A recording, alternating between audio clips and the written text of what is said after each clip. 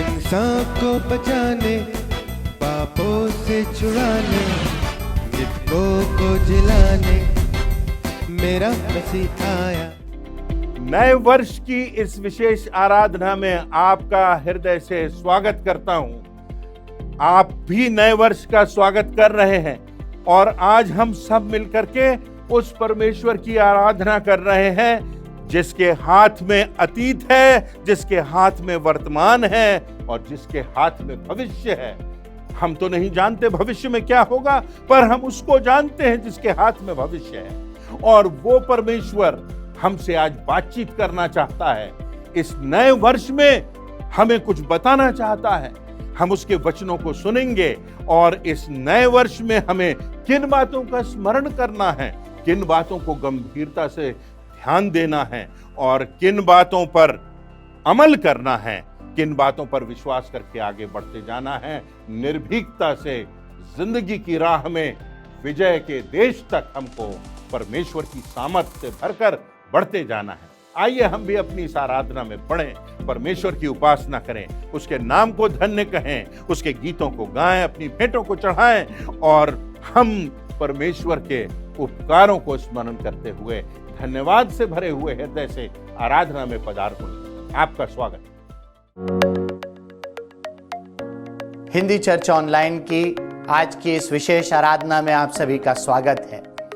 बीता हुआ वर्ष निश्चित रूप से विषमताओं से, चुनौतियों से, असमंजस से भरा रहा, परंतु परमेश्वर के हाथ का स्पर्श हम सभी ने अपने जीवनों में अनुभव किया है। परमेश्वर की उपस्थिति हमारे जीवनों में बनी रही, इस बात के लिए हम परमेश्वर को धन्यवाद देते हैं। आज सन 2021 का पहला दिन है और परमेश्वर को हम धन्यवाद देते हैं। एक नया वर्ष, नई आशा और नए उमंग के साथ हमारी प्रतीक्षा कर रहा है। आइए हम परमेश्वर की आशीष आज की आराधना पर मांगे और परमेश्वर से प्रार्थना करें इस आने वाले वर्ष में परमेश्वर की उपस्थिति हमारे जीवनों में बनी रहे। आइए हम प्रार्थना करें। पिता परमेश्वर, धन्यवाद देते हैं आज के इस दिन के लिए और हिंदी चर्च ऑनलाइन की इस विशेष आराधना के लिए आपको धन्यवाद देते हैं। संपूर्ण आराधना पर पिता आपकी आशीष का हाथ हो। पिता परमेश्वर, इस आराधना के द्वारा आपका नाम महिमा पाए और इस आराधना के अनुभव से हम सभी के जीवनों में आपके विशेष परिवर्तन का अनुभव प्राप्त हो। और अपनी इस विनती को हम आपके प्रिय पुत्र और अपने एकमात्र जीवित उद्धारकर्ता प्रभु यीशु मसीह के नाम से मांगते हैं, आमीन।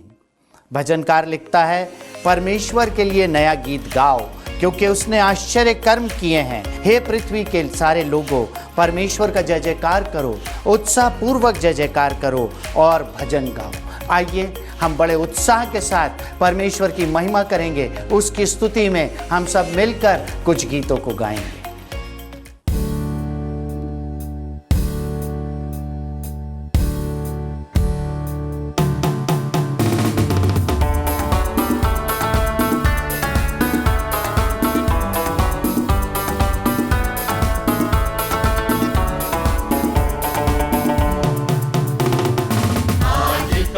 यहोवा ने बनाया है, हम इसमें आनंदित हो, आनंदित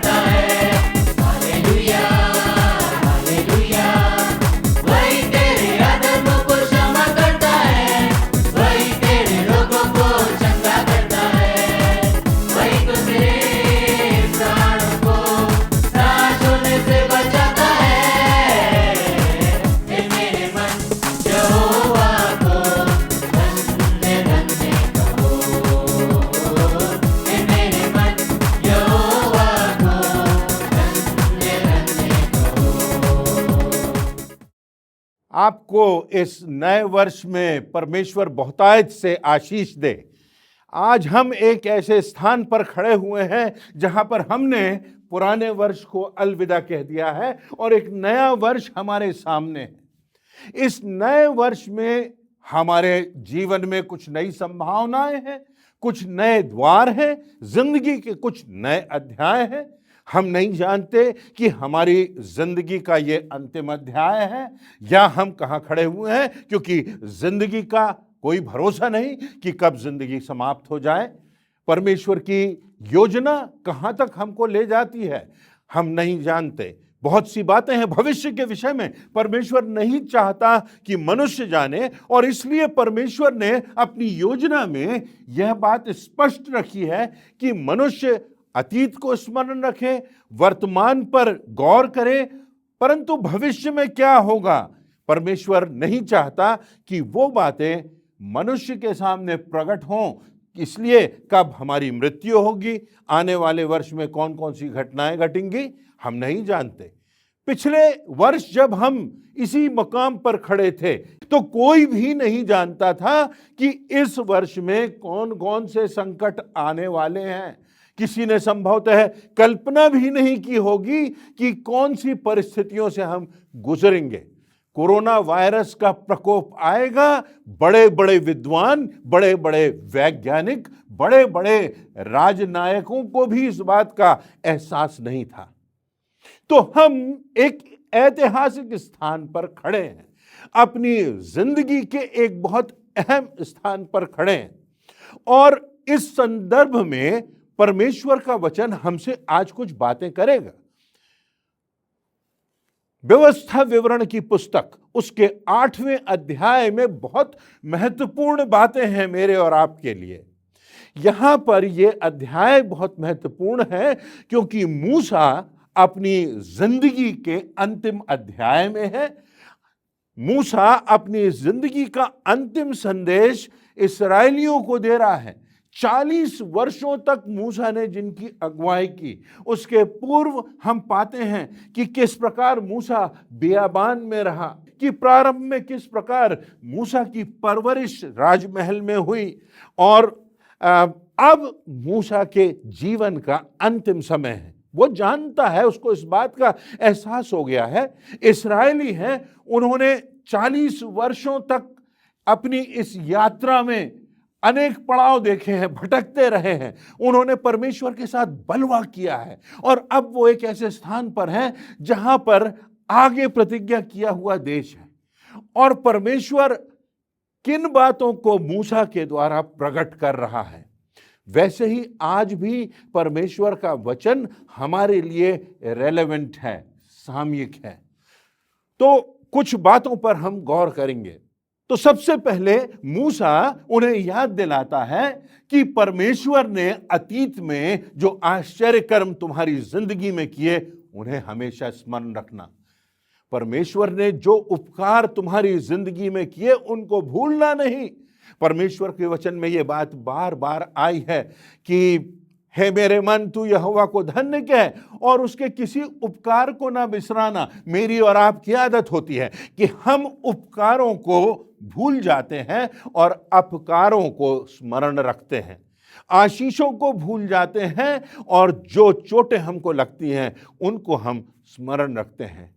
तो मूसा उनसे कहता है 8वें अध्याय की 4थी आयत में, 6वीं आयत में, इन 40 वर्षों में तुम्हारे वस्त्र पुराने ना हुए और तुम्हारे पांव ना फूले। परमेश्वर ने तुम्हें भोजन दिया, तुम उसके मार्ग पर चलना और उसका भय मानते रहना। स्मरण रखना उन आश्चर्य कर्मों को जो परमेश्वर ने तुम्हारी जिंदगी में किए हैं। किस प्रकार परमेश्वर ने तुम्हें गुलामी से निकाला, किस प्रकार परमेश्वर ने जब लाल समुद्र तुम्हारी जिंदगी में आया तो उसको 2 भागों में बांट दिया, किस प्रकार दुश्मनों की सेना से परमेश्वर ने तुम्हारी रक्षा की, किस प्रकार बियाबान में परमेश्वर ने तुम्हें भोजन दिया, किस प्रकार चट्टान से जल के सोते बह निकले, तुम्हारे जूते कभी ना घिसे और ना तुम्हारे पैरों में कभी भी सूजन आई। हमें भी आज परमेश्वर स्मरण दिला रहा है कि स्मरण रखना कि परमेश्वर ने प्रभु यीशु मसीह का उपहार तुम्हें दिया, जिसके की कारण तुम पापों की बंधुआई से निकल पाए, जिसके बलिदान के कारण तुम्हारा उद्धार हुआ, जिस पर विश्वास करने के द्वारा, जिसके मारे जाने के द्वारा, जिसके पुनरुत्थान के द्वारा तुमको अनंत जीवन की, नए जीवन की, विजय की निश्चितता मिली। पापों की गुलामी से तुमको परमेश्वर ने निकाला। जब तुम्हारे सामने भी जिंदगी में लाल समुद्र जैसे समस्याएं आई, तुम्हारी जिंदगी में जब ऐसी परिस्थितियां आई जबकि तुमको नहीं मालूम था कि आगे क्या होगा, हम कैसे आगे बढ़ पाएंगे, चारों तरफ यहां समस्याएं हैं, सामने लाल समुद्र है, पीछे दुश्मन की सेना है, हम घिरे हुए हैं। कितनी बार मेरी और आपकी जिंदगियों में ऐसा होता है कि जब हमको लगता है कि सारे द्वार बंद हो गए हैं तो परमेश्वर एक रास्ता निकालता है। जब मनुष्य अंधकार में डूबा हुआ था तो परमेश्वर अद्भुत युक्ति करने वाला परमेश्वर था, जिसने अपने पुत्र को इस संसार में भेज दिया, जिसके अब मारे जाने से, जिसके दफनाए जाने से, जिसके मृत्यु पर विजय प्राप्त करने से हमको पापों की क्षमा मिली और हम आज इस स्थिति में पाए जाते हैं। किस प्रकार परमेश्वर ने शत्रुओं से तुम्हारी रक्षा की।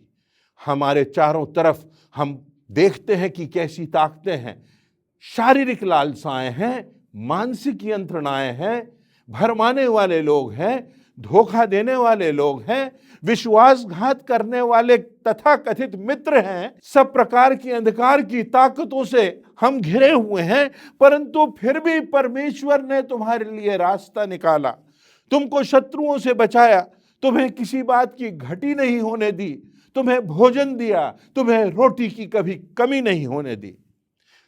चट्टान में से जल के सोते बहाए, जहां हमने सोचा भी नहीं था, वहां से परमेश्वर ने हमारी जिंदगी में आश्चर्य कर्म किए। हमारी जिंदगी में परमेश्वर ने उपकार किए। उन परिस्थितियों में जबकि कोई आशा नहीं दिखाई देती थी, परमेश्वर ने रास्ता निकाला। जब हम गंभीर रूप से बीमार हुए, परमेश्वर ने हमें चंगाई दी।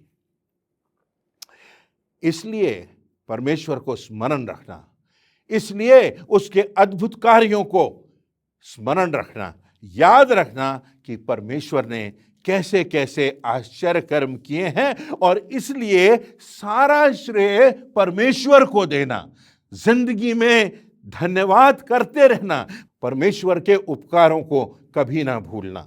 याकूब की पुस्तक उसके 4 अध्याय की 6वीं आयत में लिखा है, वह तो और भी अनुग्रह देता है। इस कारण लिखा है कि परमेश्वर अभिमानियों से विरोध करता है पर दीनों पर अनुग्रह करता है। उसके उपकारों को स्मरण रखना और विनम्रता से सदैव सब बातों में उसे महिमा देना। अक्सर कितनी बार हम कहते हैं, अरे मैंने तो ऐसा किया, मैंने तो ये काम किया, मैंने तो इतना बड़ा काम किया जो संभव था, मैंने तो ऐसा किया, मेरे समान तो दुनिया में कोई काम करने वाला नहीं है, मेरे समान तो किसी का जीवन नहीं होगा, मैंने तो वो काम कर दिए जो कोई नहीं कर पाया, जो कुछ मेरे पूर्वज नहीं कर पाए, मैंने तो इतिहास रच दिया। मैंने मेरी सामर्थ, मेरी बुद्धि, मेरे द्वारा किए गए उपाय, सारा श्रेय मुझे लेना है। और ऐसे घमंडियों से, इस प्रकार के लोगों से परमेश्वर घृणा करता है। घमंड से चढ़ी हुई आंखों से, घमंड से भरी हुई जुबान से, घमंड से भरी हुई आवाज से परमेश्वर नफरत करता है। परमेश्वर का क्रोध भड़कता है। परमेश्वर अभिमानियों का विरोध करता है पर दीनों पर अनुग्रह करता है। प्रभु यीशु मसीह जब इस संसार में आए तो सबसे पहला संदेश उन्होंने जब दिया तो सबसे पहली बात प्रभु यीशु मसीह ने कही, धन्य है वे जो मन के दीन हैं, क्योंकि स्वर्ग का राज्य उन्हीं का है। मसीही जीवन की जो पहली सीढ़ी है, जो पहला कदम है, वो विनम्रता का है। यदि हमारे मन में दीनता नहीं, विनम्रता नहीं, तो हम आगे बढ़ नहीं पाएंगे, क्योंकि परमेश्वर की आशीषें हमें मिलेंगी नहीं। नीति वचन का 16वां अध्याय उसकी 5वीं और 18वीं आयतों में लिखा है, सब मन के घमंडियों से यहोवा घृणा करता है, मैं दृढ़ता से कहता हूं ऐसे लोग निर्दोष ना ठहरेंगे। विनाश से पहले गर्व और ठोकर खाने से पहले घमंड होता है। तो परमेश्वर के उपकारों को हम ना भूलें, उसे स्मरण रखें, परमेश्वर के आश्चर्य कर्मों को ना भूलें। चंगाई उससे मिलती है, जिंदगी उससे मिलती है, भोजन उससे मिलता है, रहने का स्थान उससे मिलता है, वस्त्र उससे मिलते हैं। एक एक सांस, एक एक धड़कन परमेश्वर का दिया हुआ है। परमेश्वर के उपकारों को ना बिसराएं। दूसरी बात जो मूसा कहता है, वो चेतावनी देता है कि सावधान रह, ऐसा ना हो कि जब तू खाकर तृप्त हो जाए, जब तेरा पेट भर जाए, जब सब प्रकार से तेरी बढ़ती होने लगे, तेरा सोना चांदी बढ़ जाए, तेरे पशु बहुतायत से बढ़ने लगे, तब तेरे मन में अहंकार ना समा जाए और तू परमेश्वर यहोवा को भूल जाए जो तुझको दासत्व के अर्थात मिस्र के देश से निकाल कर लाया है। कहीं ऐसा ना हो, सावधान रह। व्यवस्था विवरण की पुस्तक में जो 8वां अध्याय है, उसकी 11वीं से 15वीं आयतों में मूसा वर्तमान के विषय में चेतावनी देता है, सावधान रहने को कहता है कि ऐसा ना हो कि जब तेरा पेट भर जाए और जब तेरी बढ़ती हो जाए, जब तेरे पास धन और मान की बढ़ती हो जाए, तो तेरे मन में अहंकार आ जाए। और जब मन में अहंकार आता है तो फिर हम सब प्रकार की बुराइयों में पड़ जाते हैं। जब हमारे पास बहुतायत से सब कुछ हो जाता है तो हमारे जिंदगी में शैतान के आक्रमण, उसकी लालसाएं हमारी जिंदगी में आ जाती हैं और शैतान इस प्रकार से हमारी जिंदगी को और हमारी आत्मा को विनाश कर देता है।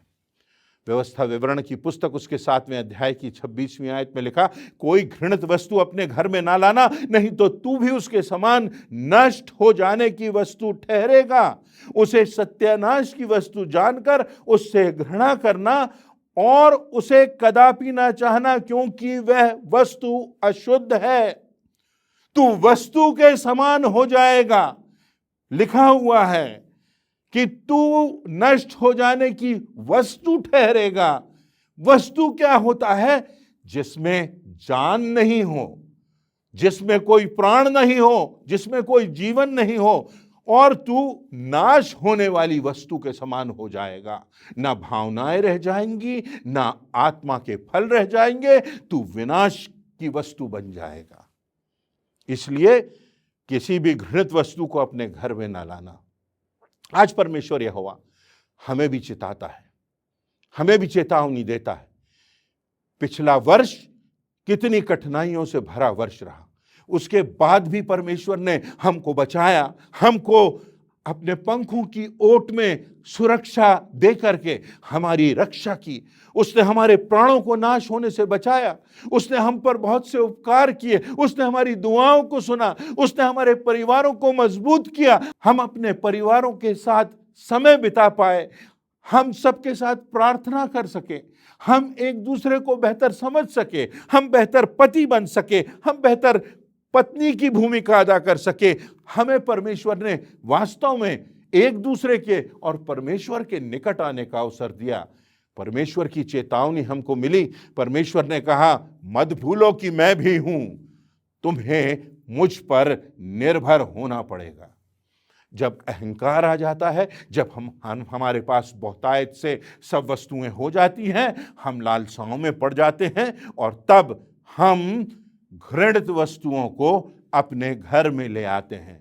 आज परमेश्वर हमसे कह रहा है, कहीं कोई घृणित वस्तु हमारे निवास स्थान में तो नहीं है, क्योंकि हमारा निवास स्थान आराधना का स्थान है। मेरी पत्नी हमेशा कहती है, हम समझते हैं आराधनालय हम जाते हैं वो आराधना का स्थान है। हमारा जो घर है, जहां हम रहते हैं, हमारा निवास स्थान परमेश्वर की आराधना का स्थान है। हमारी देह परमेश्वर का मंदिर है, क्योंकि वो परमेश्वर, उसका आत्मा हमारी देह में निवास करता है। और इसलिए अपनी देह की पवित्रता का ध्यान रखें, अपने निवास स्थान का, अपने डेरे का हम ध्यान रखें। ऐसा ना हो कि हम विनाश की कगार पर पहुंच जाएं। नूह के विषय में वर्णन है, 120 वर्षों तक वो विश्वास योग्य बना रहा, प्रचार करता रहा, परमेश्वर की आज्ञा मानता रहा, जहाज बनाया और बहुत से सफलता के मील के पत्थर उसने स्थापित किए।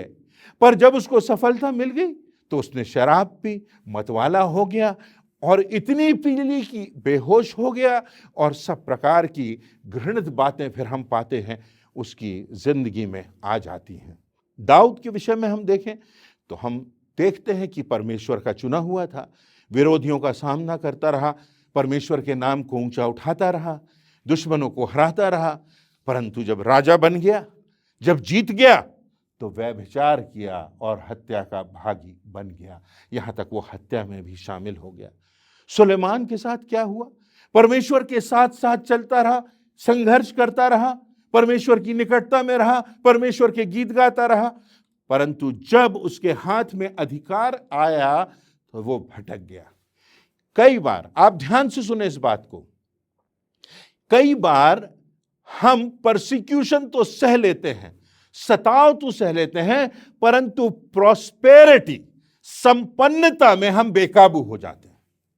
संपन्नता को, परमेश्वर की असीमित आशीषों को मानना और उनका सही ढंग से नियोजन करना बहुत प्रमुख बात होती है।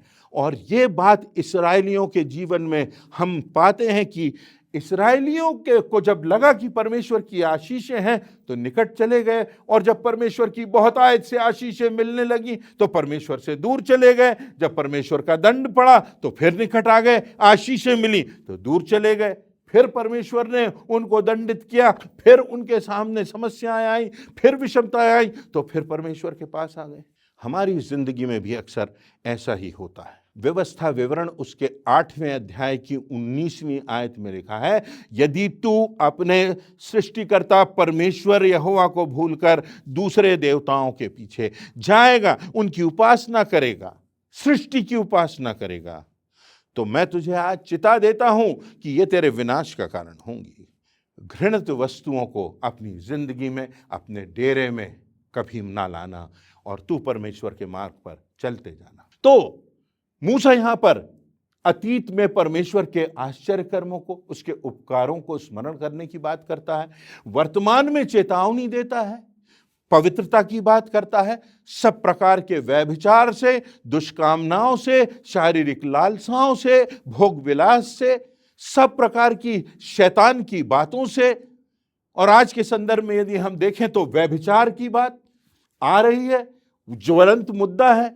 हम पाते हैं कितनी बार की घटनाओं में, अखबारों में हम पाते हैं व्यभिचार, किसी ने किसी पर बलात्कार कर दिया।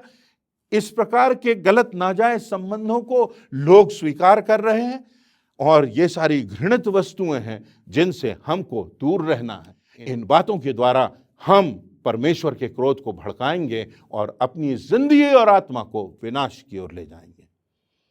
तीसरी और अंतिम बात, भविष्य के संदर्भ में मूसा कहता है कि भविष्य में निर्भीकता से आगे बढ़ते जाना, निर्भीकता से आगे बढ़ते जाना। व्यवस्था विवरण के 9वें अध्याय और उसकी 1 से 3 आयतों में लिखा है कि तू यरदन के पार जाने वाला है और वहां बहुत सामर्थी लोग रहते हैं, परंतु जा और उनको अपने अधिकार में ले ले, और वहां जाकर के तू उनका अधिकारी हो जा, और उस देश को जो परमेश्वर ने तेरे लिए चुन करके रखा है, जो प्रतिज्ञा किया हुआ देश है जहां दूध और मधु की नदियां बहती हैं, जा करके तू वहां राज्य कर। अगर तू ऐसा नहीं करेगा, अगर तू भय खाएगा, तो परमेश्वर तुझे नाश कर देगा। आगे बढ़ना है, बहुत कुछ शेष है जिंदगी में। जिस भी परिस्थिति में है, हमें परमेश्वर के लिए अभी भी युद्ध लड़ना है, संघर्ष करना है, प्रभु यीशु मसीह के नाम का झंडा लेकर के निर्भीकता से आगे बढ़ते जाना है। अपनी जिंदगियों से, अपने परिवार से प्रभु यीशु मसीह की महिमा करना है। तब परमेश्वर की सामर्थ हमारे साथ होगी, और उस विजय के देश में, उस प्रतिज्ञा किए हुए देश में हम पहुंचेंगे। इस जिंदगी में हम संपूर्णता का, परिपूर्णता का, आनंद का, भरपूरी का, विजय का जीवन जिएंगे और इस जीवन के पार हमको अनंत जीवन हमको प्राप्त होगा। क्यों? क्योंकि एक मूलभूत बात वो कहता है, क्योंकि तेरा परमेश्वर यहोवा तेरे साथ है।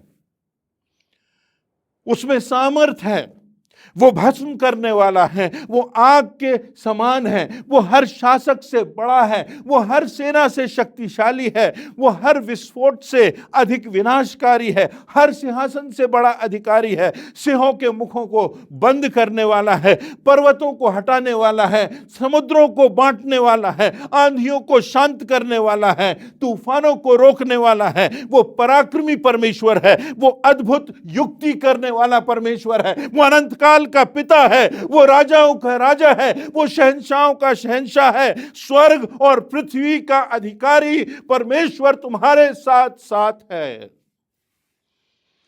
तुम आगे बढ़ते जाओ, आगे बढ़ते जाओ, आगे बढ़ते जाओ, चुनौतियों का सामना करते जाओ, प्रार्थना के बल से परमेश्वर के वचन के प्रति आज्ञाकारी होके उसकी देह, उसकी कलीसिया को मजबूत बना करके हम आगे बढ़ते जाएं। परमेश्वर हमको उस देश में, जो प्रतिज्ञा किया हुआ देश है, जो स्वर्गीय धाम है, वहां तक परमेश्वर हमको अपना हाथ थाम करके ले जाएगा। ये उसकी प्रतिज्ञा है। तो आज इस विशेष दिन हम स्मरण रखें कि हम कभी परमेश्वर के उपकारों को ना भूलें। हम स्मरण रखें परमेश्वर की चेतावनियों को कि हमारे जीवन में, हमारे परिवारों में, हमारे डेरे में, हमारी बातचीत में, हमारे सोच में, हमारी मानसिकता में प्रभु यीशु मसीह की शोभा दिखाई दे, उसकी पवित्रता दिखाई दे, उसकी वो रोशनी दिखाई दे।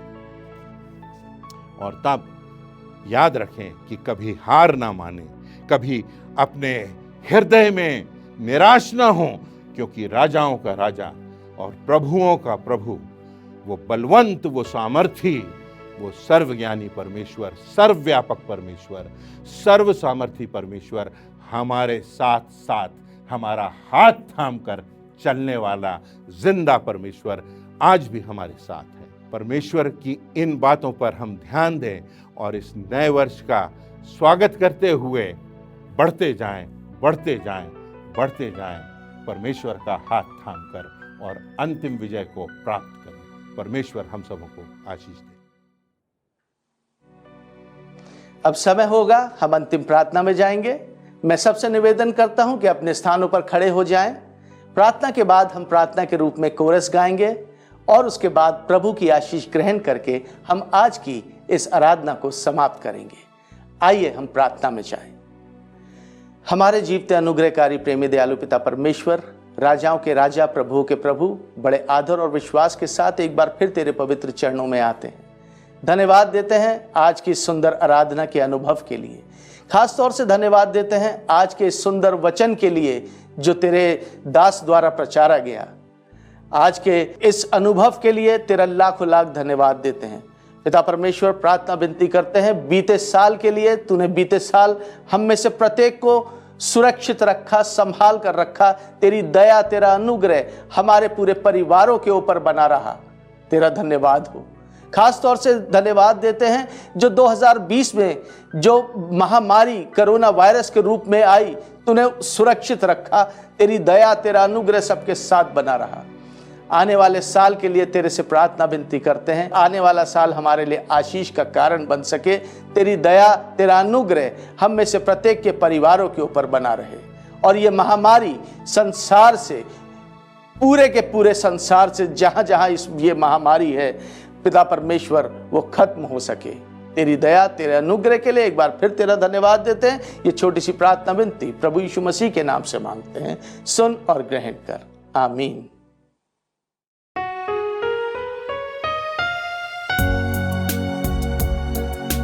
योग्य केवल तू,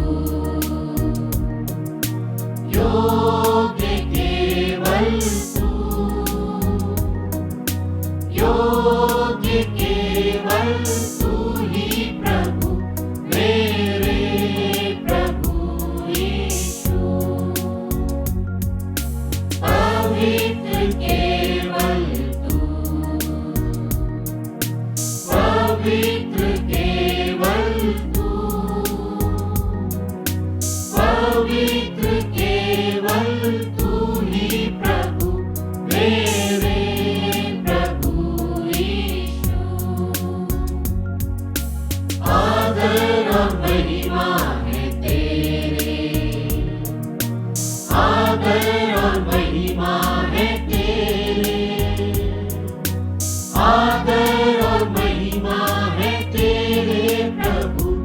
मेरे प्रभु यीशु।